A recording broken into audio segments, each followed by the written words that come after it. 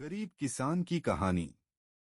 एक समय की बात है। एक छोटे से गांव में एक गरीब किसान रहता था। उसका नाम रामू था। रामू का परिवार बहुत छोटा था, लेकिन उनमें प्यार और एकता थी। वह अपने छोटे से खेत में काम करके अपने परिवार को पालता था।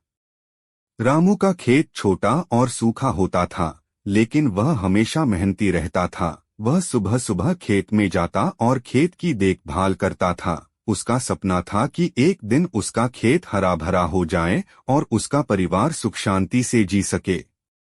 एक दिन जब रामू अपने खेत में काम कर रहा था, उसने एक खजूर के पेड़ के नीचे एक पुराना पितारा देखा। वह पितारा खुदाई करके देखा और वहां से एक पुराना और प्यारा सा पुर्स निकला। रामू ने पुर्स को खोला और देखा कि उसमें सोने की एक चाबी थी। रामू बहुत खुश हुआ क्योंकि उसका सपना था कि वह सोने का खजाना खोजेगा और अपने परिवार को खुशी देगा। वह खजूर के पेड़ के नीचे दिन भर खोजता रहा, लेकिन कुछ भी नहीं मिला।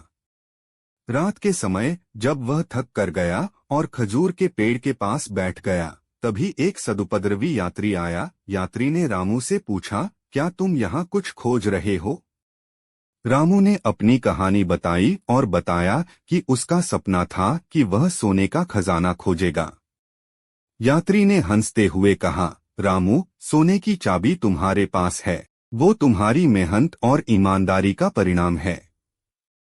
रामू बहुत खुश हुआ और उसने वो सोने की चाबी निकाली और देखा कि वह किसी खजाने का दरवाजा खोलती है। खजाने में सोने के सिक्के, गहने और अनमोल रत्न थे।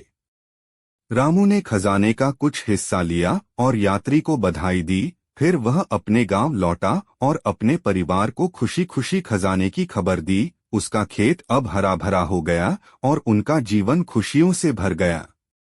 इस कहानी से हमें यह सीखने को मिलता है कि मेहनत, ईमानदारी और संघर्ष से हम किसी भी मुश्किल को पार कर सकते हैं।